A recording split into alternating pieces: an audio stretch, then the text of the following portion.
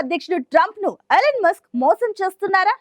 Trump కు తెలియకుండా Musk Putin తో రహస్యంగా చర్చలు జరుపుతున్నారా అంటే అవునని అనుమానాలు వ్యక్తం చేస్తున్నాయి అమెరికా నిఘా సంస్థలు. గత కొన్నేళ్లుగా మస్క్ పుతిన్ తో టచ్ లోనే ఉన్నారనే టాక్ వినిపిస్తుంది. రష్యా అధ్యక్షుడితో మాట్లాడుతూ ఆయన చెప్పినట్టుగానే చేస్తున్నాడనే అనుమానాలున్నాయి. దీంతో ట్రంప్ కు ఎలన్ మస్క్ మస్కా కొడుతున్నారా అనే సందేహాలు వ్యక్తమవుతున్నాయి.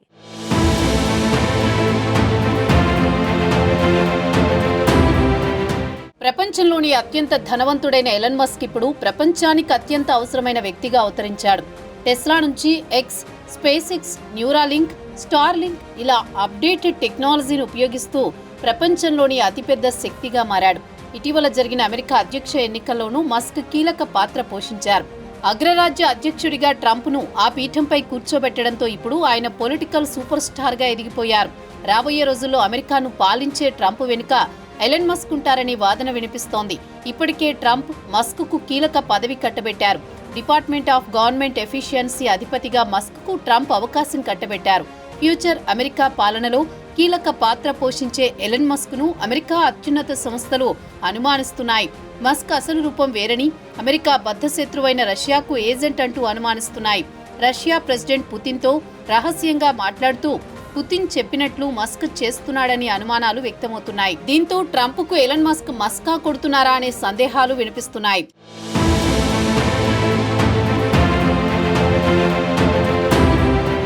2022 నుంచి రష్యా అధ్యక్షుడు పుతిన్తో మస్క్ క్రమం తప్పకుండా సంప్రదింపులు జరుపుతున్నట్లు ఓ సంచలన నివేదిక బయటపెట్టింది. ది వాల్ స్ట్రీట్ జర్నల్ ప్రచురించిన ఓ కథనంలో మస్క్ పై ఆరోపణలు చేసింది.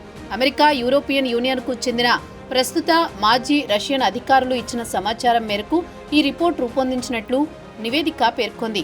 మస్క్ పుతిన్తో రహస్య చర్చలు జరుపుతున్నారని, వ్యాపారం, భౌగోళిక రాజకీయాల నుండి వ్యక్తిగత అంశాల వరకు ప్రతి అంశంపై వీరిద్దరి మధ్య సంభాషణలు, చర్చలు జరుగుతున్నట్లు నివేదికలో పేర్కొన్నారు.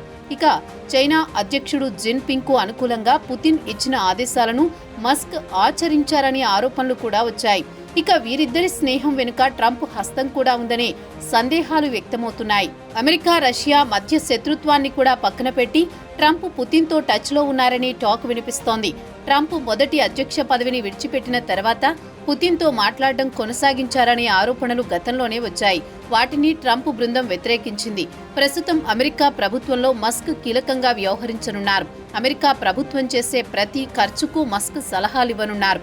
ఇలాంటి పరిస్థితుల్లో మస్క్ రష్యాకు సహకరిస్తే అమెరికా భద్రతకు ముప్పు ఏర్పడుతుందని కొందరు వాదిస్తున్నారు.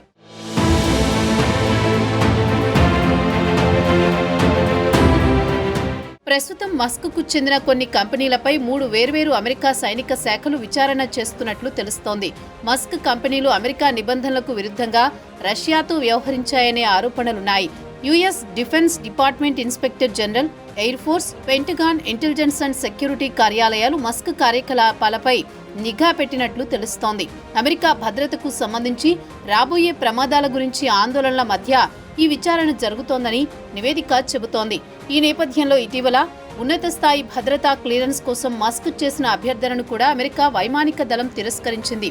అమెరికాకు ప్రత్యర్థిగా ఉన్న రష్యాకి, అమెరికా నుంచి బిలియన్ల డాలర్లు పొందుతున్న మస్క్ కి మధ్య తరచూ జరిగే సంభాషణలు అమెరికాకు ముప్పుగా మారతాయనే సందేహం వ్యక్తమవుతోంది. ఈ ఆరోపణలపై స్పందించిన రష్యా అలాంటి చర్చలేమీ జరగలేదని తెలిపింది.